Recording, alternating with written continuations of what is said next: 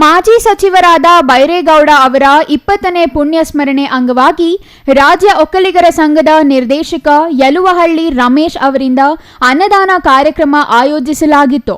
ರೈತರು, ಕೃಷಿ ಕಾರ್ಮಿಕರು ಮತ್ತು ಹಮಾಲಿ ಕೆಲಸ ಮಾಡುವವರಿಗೆ ಅನ್ನ ಸಂತರ್ಪಣೆಯನ್ನು ಯಲುವಹಳ್ಳಿ ರಮೇಶ್ ಅವರ ಅಭಿಮಾನಿಗಳ ಬಳಗದಿಂದ ಇಂದು ಆಯೋಜಿಸಲಾಗಿತ್ತು. ಈ ವೇಳೆ ಮಾತನಾಡಿದ ಯಲುವಹಳ್ಳಿ ರಮೇಶ್, ಬೈರೇಗೌಡರು ಅತಿ ಸರಳ ರಾಜಕಾರಣಿ ಮತ್ತು ಸ್ನೇಹಜೀವಿ ಆಗಿದ್ದರು ಎಂದು ತಿಳಿಸಿದರು.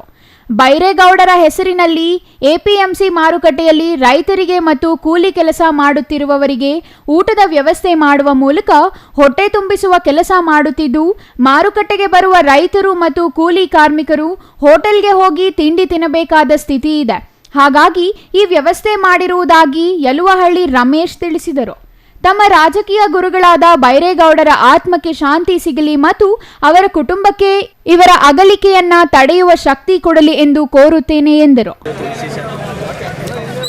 ಇದು ಕಳೆದ 2 ತಿಂಗಳಿಂದ ನಾನು ಮಾಡ್ತಾ ಇದ್ದೀನಿ. ಮಾರ್ಕೆಟಲ್ಲಿ ಹಮಾಲಿಗಳು, ಕೃಷಿ ಕಾರ್ಮಿಕರು, ರೈತರು ಇವರೆಲ್ಲ ಅನೇಕ ಜನ ಪಾಪ ದೂರದಿಂದ ಬರ್ತಾರೆ.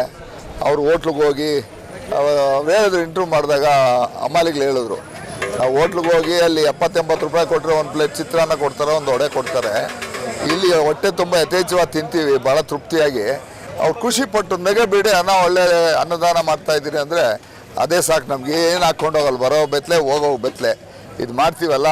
ಆ ಬಡವರು, ದೀನದಲಿತರು, ಭಿಕ್ಷುಕರು, ಅನ್ನಕ್ಕೆ ಅನೇಕ ಜನ ಹಮಾಲಿಗಳು, ಕೃಷಿ ಕಾರ್ಮಿಕರು, ಮೂಟೆ ಹೊರೋರು, ಈ ಥರ ಅನೇಕ ಜನ ಪಾಪ ಇಲ್ಲಿ ಶ್ರಮಜೀವಿಗಳು.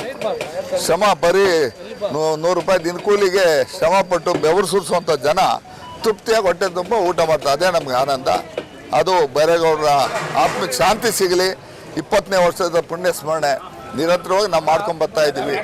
ನಮ್ಮ ಉಸಿರೋವರೆಗೂ ನಾವು ಯಾಕೆ ಮಾಡ್ಕೊಂಡು ಹೋಗ್ತೀವಿ ಅವ್ರ ಹೆಸರಲ್ಲಿ. ಯಾಕಂದರೆ ಅಟ್ಲೀಸ್ಟ್ ಈ ರೂಪದಲ್ಲಾದರೂ ಅಂಥ ಮಹಾನಾಯಕರನ್ನ ನಾವು ಸ್ಮರಣೆ ಮಾಡೋದು ನಮ್ಮ ಕರ್ತವ್ಯ. ಹಂಗಾಗಿ ಅಂಥ ಬೈರೇಗೌಡರನ್ನು ಸ್ಮರಣೆ ಮಾಡೋದು ನಮ್ಮ ಕರ್ತವ್ಯ. Praveen, CTV news, Chikkaballapur.